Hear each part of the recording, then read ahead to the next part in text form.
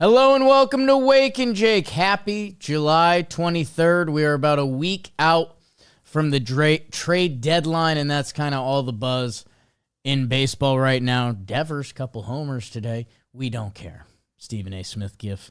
We're going to talk some more deadline. This is probably going to be our last robust deadline effort. I did message the artist known as Foolish Baseball, a.k.a. Bailey, who's at the Giants-Braves game. So he saw Devers homer twice today, and Justin Verlander work out of 3 walks in the first inning. I think we will do our annual Bailey Offers Me Trades episode. So that should be Monday. And then Wednesday, I'm hoping there's some action by then. Because it is the story of the sport, but we've cycled through the whole thing a few times now, whether here, whether talking baseball, talking Yanks, and hey, maybe it's wearing more on me than it is you guys. You're just trying to tune in, listen to some sports yap and go through it. Well, I guess this is what I'll tell you. This will be the final sweep. Brother Jeff just came out with his, what do you call it? His ultimate MLB trade deadline preview. Whoa. Dramatic. I texted him because I think the Wake and Jake community knows Jeff's a friend. Some parts of the internet do not. Working on it. I texted him. I said, ultimate trade deadline preview? Exclamation or question mark. He said, you tell me. Oh. I didn't really respond to that. I just said Padres freak me out. And then there's another combo that comes, but you're going to have to keep listening to hear about it. Because let's do the main topic, and then we can go down all the different rivers and streams to have the conversations one more time. But it starts expanded wild card, and that we are scared of what trade deadlines offer. There's also no signature name this year. There's not the one name everyone's yelling from the rooftop. It was supposed to be Vladdy. He got half a Billy. Toronto, first place. Was there even some... Sandy could still get traded, but he's been terrible. It could happen still, I guess, but seems less likely than 3 weeks ago. Yeah, I mean, the rumors are that teams are much more interested in Edward Cabrera than Sandy, whose ERA does sit at 7.14 this year with a 1.5 whip. Saw him hit 99 on the gun, though. We'll change of scenery. We'll see. I don't think any of that can be ruled out. The dance that I keep doing in my head is I've got all of these contending teams with different storylines. I had my sister message me and ask if I stole this line for her. I like the line that sports are the best reality TV show. In my head, I don't know if I made that up. Yeah, I don't know. I don't know if my sister made it up. I feel like I've just always heard people say that. I mean, if I Google that, sports I don't know if that's best reality TV TV to anyone. Let's see. Does anything come up? AI overview. Best is subjective. Oh, my God. Shut up. If I say first time anyone said, that's going to get no results. That's such a bad Google search. Sports is best appreciated as entertainment. That's an article from 2018. Okay, Reddit thread from 4 years ago. Sports is glorified reality TV. I don't know. Maybe my sister does get the credit. Congrats. I'll happily give it to her. I told her no in the initial text. In the reality TV show of these contending teams, I just think there's so much to do, and it ties into what me and Brother Jeff ended up talking about. And I was going to start out with the NL West, but again, the Padres freak me out, so I don't know what to do with them.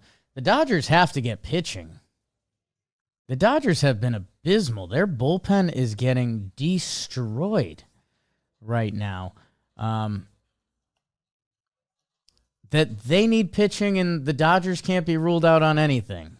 Remember, they went out and got Conforto just to do it. They've done everything they've wanted. They signed Shohei to a ridiculous contract that has allowed them to make every transaction they want, that they shouldn't be ruled out of anything. Like, no one's really talking about them, right? Like everybody's just like, they'll do something. Right. But just nobody knows how impactful it will be. And I guess when you have a team with that many stars, it's hard to think of what would actually be impactful. But the Dodgers are fully in the mix. And again, like, did they not already do enough transactions? There's an argument there that, like, it's not the Dodgers' fault if there's a lame deadline this year. San Diego, still not ready to talk about. San Francisco Giants have already put some chips on the table. Like, if they don't make another move, I think it's just like, hey, guys, this is what we did. They have holes, though, that if they really want to go for this and Buster Posey, first year, let's go do this thing, they're going to have to be in that action. Diamondbacks, you guys already know the story. Brewers can do whatever they want, but people also have them linked to a lot of the third basemen or other candidates, and I would not be surprised they're going to do something. Like, Milwaukee stays active. They're a well-run franchise. They currently have the best record in baseball. That Milwaukee's going to very much be in the mix. Remember when we did a couple Wake and Jakes in May and Freddie Peralta was rumored to be the big piece? I don't want to pat myself on the back, but I think I poo-pooed that one pretty hard. Felt just a little too good to play that game with. Contract's so good, too, that it didn't make sense on a couple levels, and now the Brewers are the best team in baseball. That's insane. Cubbies, we know they're in the mix. Pitching, third base, sure.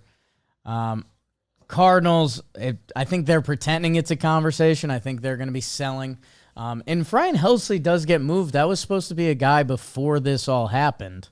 That was supposed to be one of the bigger chips. Like, this guy is a stud. This guy is prime Troy Percival. That if Ryan Helsley gets shopped this deadline, what's he got? 34 innings, 37 strikeouts. The whip's a little high this year. What's that about, Ryan Helsley? Yeah. Do not like. Are we walking people or are we just getting hit? He's getting hit a little bit. Hey. The metrics on the fastball are, like, real weird. Because the velo's the same as always, but it's just getting hit this year. Why is Ryan Helsley getting hit? Text sent to Katie Wu.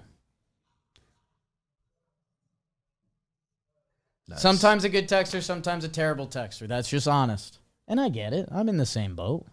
Life gets busy. Not the priority. Many of us are. Comment below. Comment below. What kind of texter are you? Who do you not text back? What's your weight? Was that Joe's? Did Joe say that on a video? Oh, yeah. Comment your weight? Don't do that. Heaviest Yankee.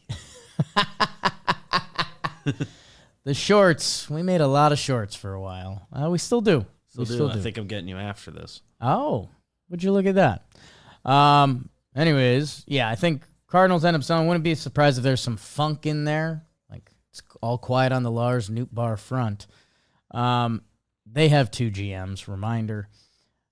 Mets, I mean, did we not just give Juan Soto a ton of money and the whole deal? Like, the Mets have to be active. Like, they're a little bit of doing nothing is crazy. Phillies, they have the squad, but they're always looking to bolster, and they need arms. They're going to be active. Our guy Dombrowski been a little too quiet for a little too long.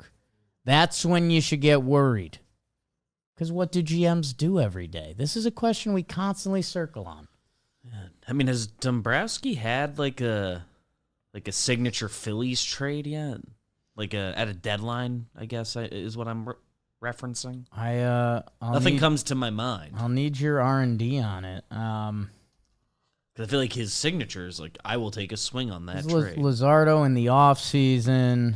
I think that was kind of, he bought low and great trade. Great trade working out. I mean, they've had so many pieces. Like, they did a lot of their work in free agency. Checked a lot of boxes. I'll look into it. Andrew Painter. Yeah,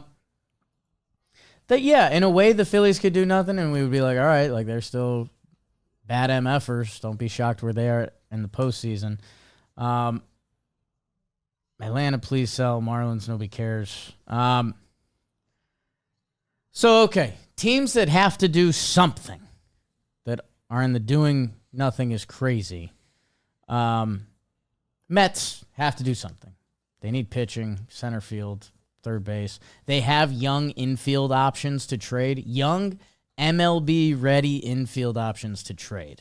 Those are valuable assets. Luis Angel Acuna, Brett Beatty, Mark Vientos. Ronnie Mauricio. Mauricio. I was going to say, who's the guy Lou loves? And that reference is for anyone that follows Lou from the Warehouse Games on Instagram, because he posts a ton of Ronnie Mauricio clips. Good follow. What's Lou's handle? Lou Dab? Let's see. I feel like that was his old Twitter handle. Is that his Instagram? Lou. It's probably something. At Lou da Banger. Lou da Banger. That's right. Which is the long version of Lou Dab. Ad for Lou. Cincinnati, I don't know. In the American League, the Bundesliga, as I call it. Whose Instagram bio is 40-year-old dad. We only operate in facts here. That's why I'm struggling with this deadline so much, because we're dancing around the same thing. Anyone trying to pillage Texas, you're out. They're 1.5 games out as of today. They play the Athletics tonight. They're going to see the sad Atlanta Braves after this. Texas is in the mix. I'm feeling more and more confident that I'd never sold my Texas stock for this season, because they were hitting so bad. Corey Seager is back. They just need to win, and it's kind of happened. They're 2 games above 500, like 2.5 back of Seattle. They're in the mix for this season. So if you're trying to get them, okay. Houston, the one that I've daydreamed of today is Charlie Morton back to Houston. Charlie Morton has been good in his last 13 starts or something along those lines. Charlie Morton is a little picky on where he wants to play. And guess what? I don't have any problems with that, because Charlie Morton's 41 years old. Charlie Morton's a man. That's why he kind of picked, remember he was doing like Braves and Tampa for a while. He liked being down there. He shot up to Baltimore. Mistake. I think Houston literally just needs depth pitching right now, and Charlie Morton, like, go back to somewhere you know. That was one that entered my radar today, and I'm feeling pretty good about. Yeah, Houston makes sense. Because they don't need, like, the ace. Like, they can go Framber, Hunter Brown, like, kind of covered there. They're just looking for innings, so why not bring back the old dog? They're going to be involved. Houston is good, and they have needs. Seattle, I'll be honest, more wild card than we're depicting, right? Like, all of us think they're going to be chips all in. And then when I was going to say that, I think on Talking Baseball today, you know what thought went through my head? 54%. Their front office literally came out and said that's their goal. So does that sound like a team that's ready to put the chips on the table? Because to me, that does not.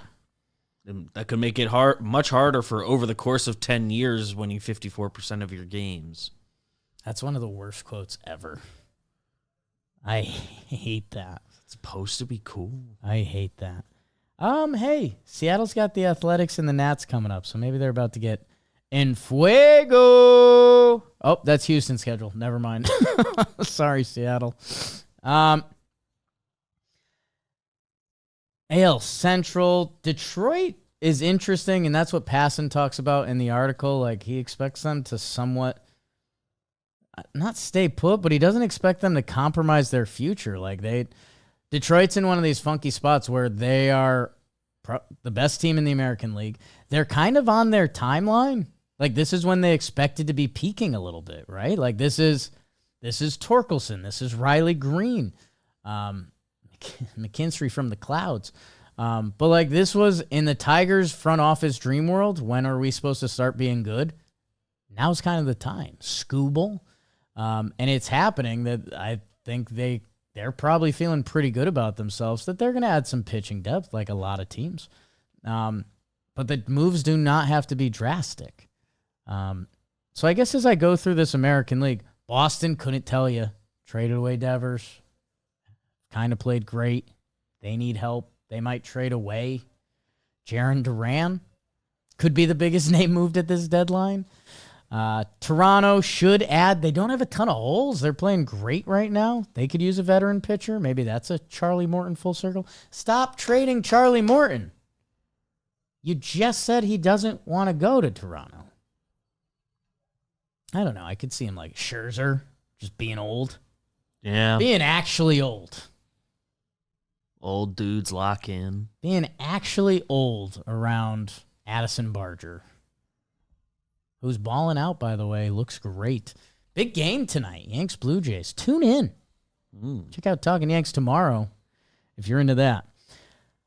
So with all of that, that kind of lands me with my New York Yankees, who I expect to be active. I can give you the whole window thing. I could tell you about Garrett Cole, another year older and having Tommy John.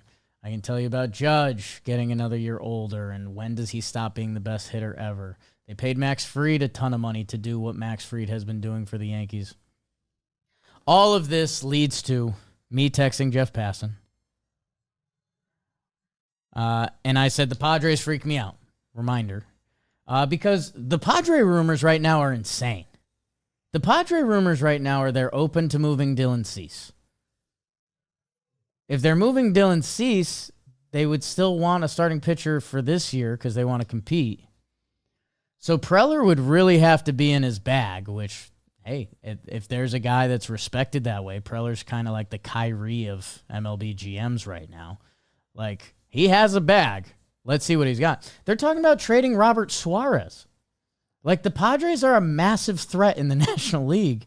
And this isn't Twitter. This is Passan. This is Buster. These are like guys that are in the mix that I'm wildly interested on how the Padres are going to handle this deadline. It feels like the corner outfielder they're looking for should be there. Whether that's a Laureano or O'Hearn or whatever they want. That's been a massive hole for them. This is unfortunately kind of deep cut Yankee-ish, but their catching situation has been so bad that some of the lads, I think BBD included, were telling me like, oh, Yankees third catcher JC Escarra could be in the mix for them. And I was like, first I laughed, and then I was like, well, actually. And these Padres, led by this AJ Preller, traded Munoz for, or no, that was Arizona. Munoz for, no. Munoz for Austin Nola. That's Padres, right? Probably doesn't brag about that one. No. What a run Austin Nola had for a little bit. That's all you need to have a little juice sometimes.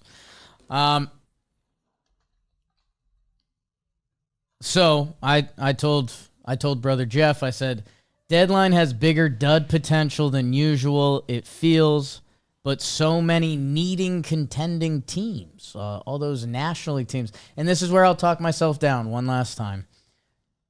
The way front offices view the postseason is a crapshoot. That my fear for the National League is that all these teams are really good.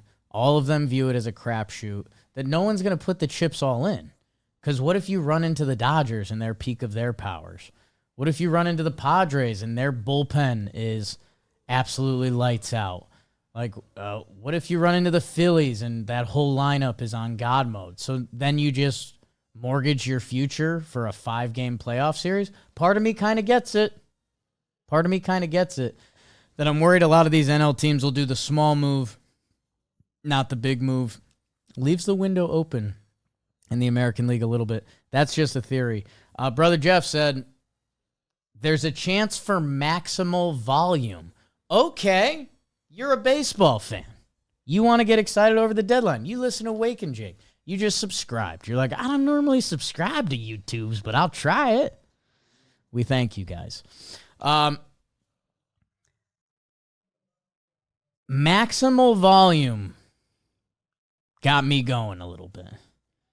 Because that's kind of what we talked about. We just don't have the names. And I guess chewing through it in a professional way, because Brother Jeff worked really hard on an article, and he gets paid well. He's so well respected. He deserves everything, and I'm happy for him. Syracuse. Yanks, and this is in Jeff Passan order. I know we dealt with this last time with our athletic article we worked off of. This is just in Passan order. Yankees, third base, starting pitcher, relief pitcher. Yep. Those needs are oddly like half the teams. Speaking of, Cubs, starting pitcher in third base. Yep. And I guess third base as we go. It is interesting. Eugenio Suarez has been stealing the headlines, and deservedly so. On pace for 50-plus homers in his last calendar year. He's hit 50-plus homers. Like, Suarez should be viewed a little differently. I don't know. How many teams have added a potential 50-homer guy at the All-Star break? I mean, I think the tweet I saw going around was like, no player with 35 home runs has been traded, with 35 homers or more at the time of the trade has ever been traded. Look at that. There's some analytics. I phrased that so poorly, but you guys get it. That's part of the program. Here's some other names. So all the teams that get third base mentioned. Ryan McMahon, we've run through that gauntlet. I think he's good. He plays good defense. I think Colorado hurts him more than it helps him. Willie Castro, I don't know if he can play third base. Could that guy be an asset for your team? Absolutely. A grouping of the Mets that I mentioned before. Vientos, Beatty, Mauricio Acuna. Play him at third if you want. Knock yourself out. Everyone's a shortstop till you're not. Key Brian Hayes. We got some contract stuff and some of the worst hitting ever. Yon Moncada. We got injury history and performance history. Jonathan India. Not really a third baseman. And kind of not going nuts, but interesting. Your team's excited if they add Jonathan. Jonathan India playing third, hitting 6 for the Yanks. Wouldn't do nothing for me. I'd tune in. Luis Urias, send him back to Milwaukee. Why not? So, this new quantity theory that Brother Jeff has me looking into, like, Jonathan India, Yon Moncada, Ryan McMahon should be traded, Castro, Urias. Okay. Again, not a ton of needle movers, but guys that should be traded at the deadline. Just number of trades we expect to happen. We got teams that need third baseman, and that's where the Chicago Cubs are. But again, like if you're the Cubs, would you rather just run Matt Shaw out there and see if he figures it out? That's where things get tricky. They are looking for pitching. Mitch Keller's a name you're going to hear. Mackenzie Gore, I feel like we're going to get some late fireworks about. I think I'd put him in the Garrett Crochet bucket that I just don't think teams are going to figure it out at the deadline this year. And they have a temporary GM. So I don't know. That would kind of, if I'm a Nationals fan, like the temporary GM's going to trade Mackenzie Gore, that would freak me out a little bit. I wouldn't like that. That could be very bad. And that was, I guess in my head that's kind of similar to Crochet at the deadline last year, although Crochet was throwing out crazy demands and stuff. Crazy's loosely used there. Yeah. At least on paper when you read them, it was different. Not the demands you want to hear as a fan. Demands that make sense as a baseball player. And everything worked out, by the way. Traded contract. Yeah. Boom, boom. Blue Jays, pitching. They have Mitch Keller, and I want him for the Yankees. They need one more arm. And they're going to get it. It's just, a matter of quality versus quantity. Phillies, relievers, and they've always been looking for one more outfielder. They did just add David Robertson back to the Philadelphia pen, if you missed that one. Adolis Garcia and Luis Robert Jr. listed. Would those guys not be fun in Philadelphia? My goodness. Dombrowski. Buying a little Philly stock this weekend. Mariners all in. I don't know. What's that look like for them? Another third base listed team. The first base listed team. And they are such a Josh Naylor fit that if that somehow doesn't get done, I just don't know. They have relief pitching listed too, but I don't know. The Mariners, I say this, I guess I'm saying this in a rude way, feels like they're going to make a very Mariner move. Like in this article, Willie Castro listed again. Does that move the needle for the Mariners offense? I don't think so. Ryan O'Hearn listed, and I would believe in that. I would actually like that move for them. Mm-hmm. That's a very Mariners move, complimentary. Yes, that's like a Mariners plus. Okay. The chips aren't in, but he could be good. And I do want to talk to my Mariners fans because one of the most commented thing on last episode was I said Eugenio Suarez did not work in Seattle.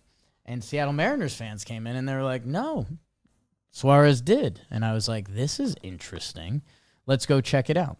So, Eugenio Suarez in Seattle. His first season there was better than I expected. 129 OPS plus. Again, there's a couple, I don't want to say sketchy numbers out there. He led the league in strikeouts, which we don't care. We know what Gino's doing. 236, 332, a 791 OPS. Around his career averages. And that's great. The next year, Gino comes down to a 714 OPS, which that's not the realm that we think of, even before he had this massive age 33 breakout campaign. So then I was kind of spinning there because I was like, how much further off are these career numbers?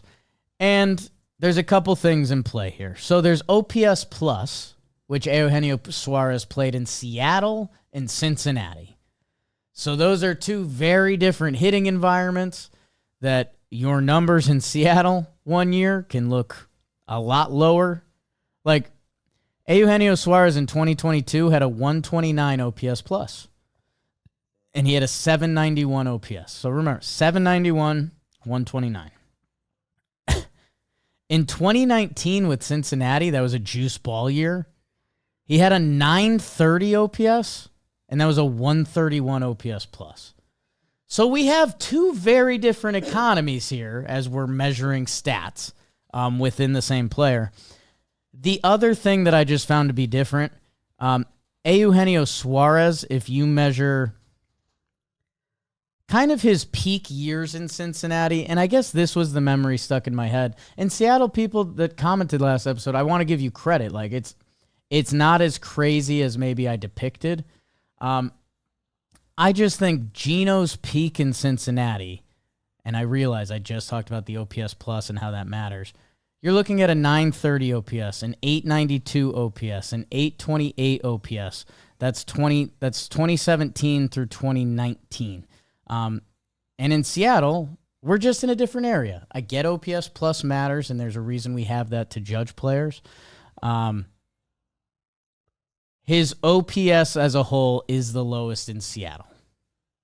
The OPS plus is higher than Cincinnati, but that also involves some of his young years as a ball player where he hadn't figured it out yet, and his last year was just dead. Like Gino Suarez's peak in Cincinnati from 2017 through 2020. 264, 358, 873 OPS. I know OPS plus matters. The results he got while he was in Seattle are much different than that. A 750 OPS. So that is the miscommunication. I still think I'm partially right, if not a chunk right. But I also get what you're saying, Seattle. So thank you guys. This is a class participation program that I'm open to more of it. Anyways, what was all that about? Let's dive back in. Jeff Passan's article. Who? Josh Naylor would like that for them. I just don't know what Seattle's going to do. And when we talk about maximum transactions but not moving the needle, isn't this the franchise? Do they still have that rep? I feel like that's gone away. They're still like the team that does the most trades. For a while there, they were out of control.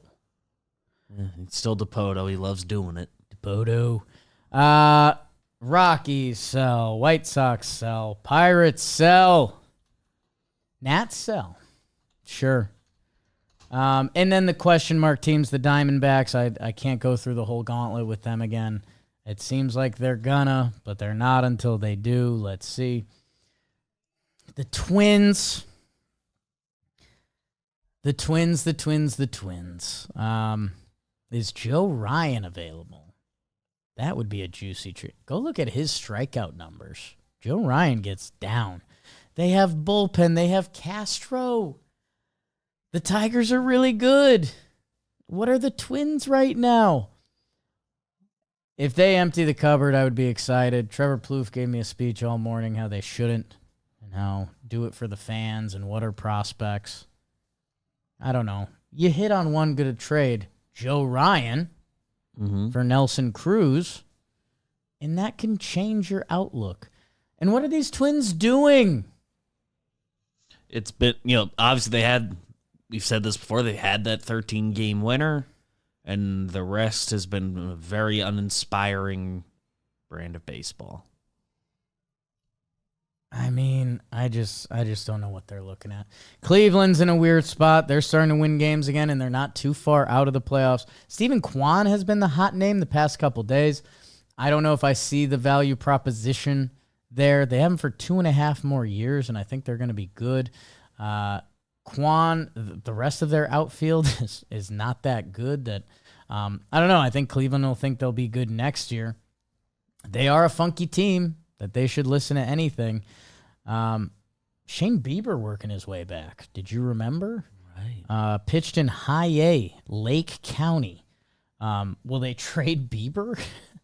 I mean, is that not? Is that not modern baseball? That's what Cleveland did last year, basically. They traded for Cobb and Boyd. Look how that went. Actually kind of worked for them. So Shane Bieber to the Yanks, did I just report that? Kind of worked for them, kind of worked for the player. A little bit you, a little bit me. We'll see. Sorry I brought the Yanks into that one, people. Padres, can't read any of it. Can't read a lick of it. Because it freaks me out. Their buy-sell is listed. I don't know. I would assume they would just buy. Go get Ramon Laureano and JC Escar and compete for the rest of the year. Seems easy enough to me. Let's see if they complicate it. Jeff Passan lists the Giants as what do they do? It's a good question. They kind of need pitching. They kind of always need a bat. They list second baseman. I don't know. I have no clue what the Giants are going to do. I think you could put them on a list of teams potentially that could put the chips even more in because they already have. But also, what does that do? And where? And who? Who's the all-in chip for them? I don't know. Passan listed their best fit as Zach Littell, which might be factually true, but I don't think that's an all-in sexy move. It's just not sexy. Caveat, they got Devers 2 months ago, but Red Sox feel like I think Red Sox are going to do something. If Jarren Duran's available, what could that net them? Joe Ryan. I don't know. What's the Jarren Duran-Joe Ryan trade look like? Each side looking at each other like who's got to throw in another piece? Taj Bradley has some control.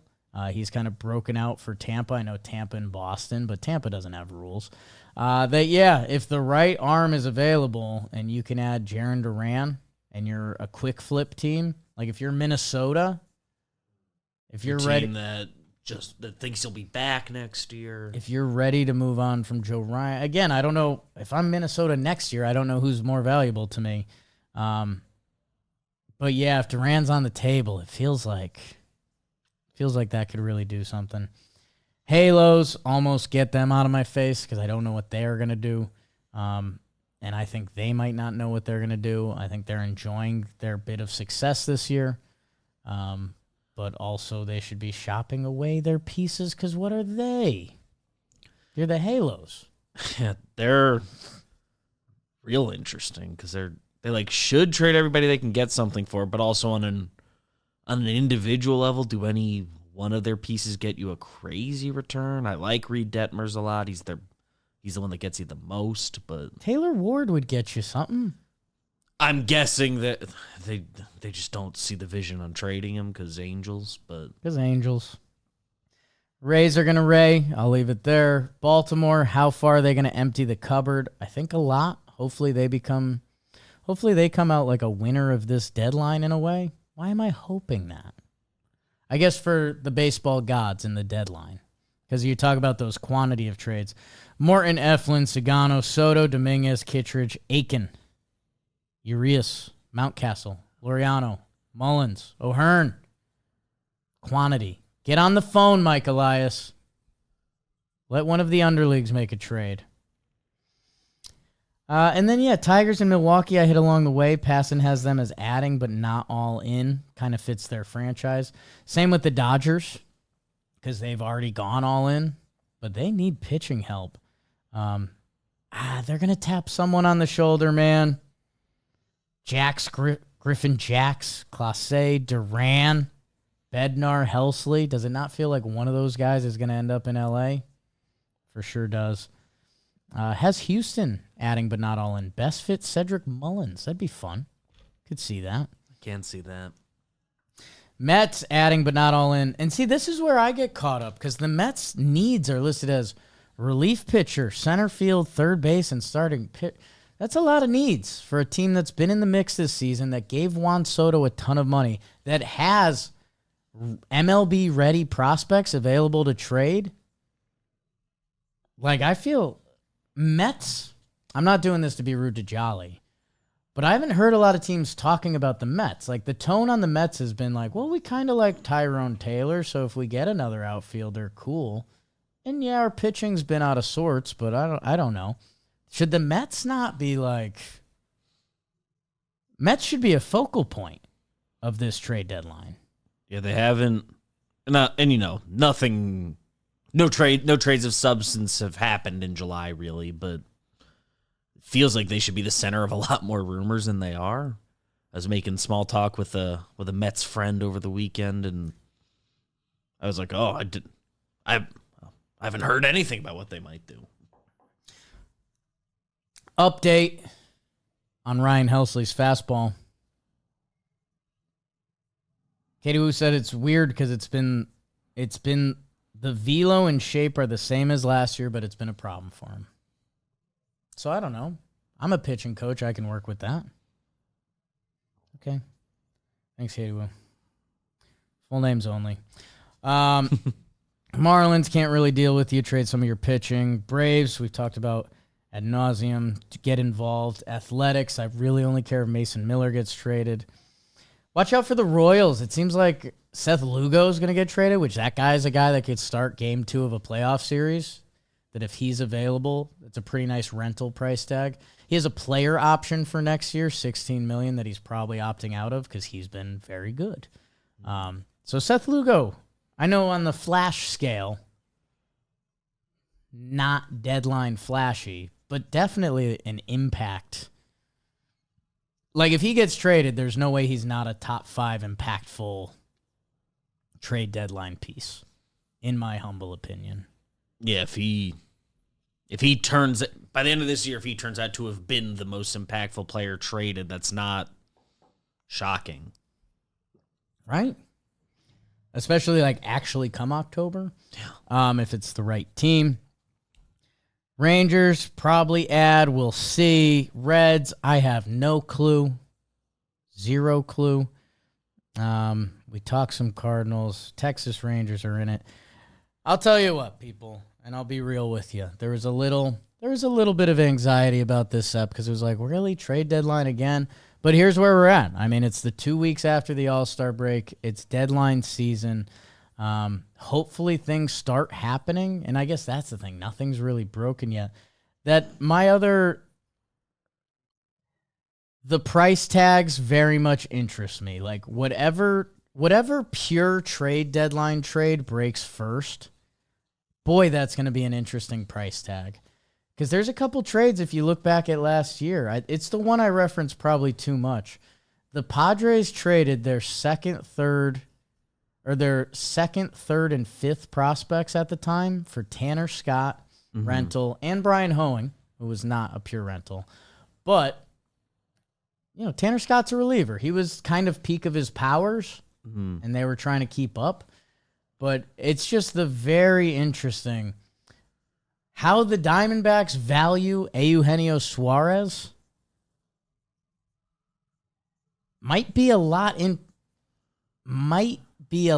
different than what your team pictures the price tag should be for him for 2 months potentially, or what your internet following thinks you should pay for 2 months because, like you said, a player with 35 homers has never been traded. That's an interesting thing for Arizona to note during the trade conversation. The third base, half the league needs third baseman. He's very clearly the best option. I guess here's my point. If Tanner Scott Rental and Brian Hoeing can bring back a 2, 3, and a 5 prospect, what should Eugenio Suarez bring back? I know prospects get weird and guys are peaking at different times. Like third base will be involved in more games. That Padres team had a thin system, so okay, scale it to a 4, 7, and 9 prospect. Then that's still a lot for a rental. I'm interested to see the first trade that breaks because supply and demand seem off. It seems like there should be a lot of teams buying. Doesn't seem like there's a ton of teams selling, or the ones that aren't as exciting. And even the medium teams, it's not like there's not one thing dangling that it's like, oh, we got to get that. It's kind of Geno. And then maybe Naylor, and then maybe all the snakes. We will see. About a week away. I think Monday we'll do mock trades with Foolish. Wednesday, I'm honestly hoping we got some juice, some trades to nibble on, and then we'll lead up to the break. So we love you guys so much. Thank you. Enjoy your day, and we'll see you back next week. Go Sports.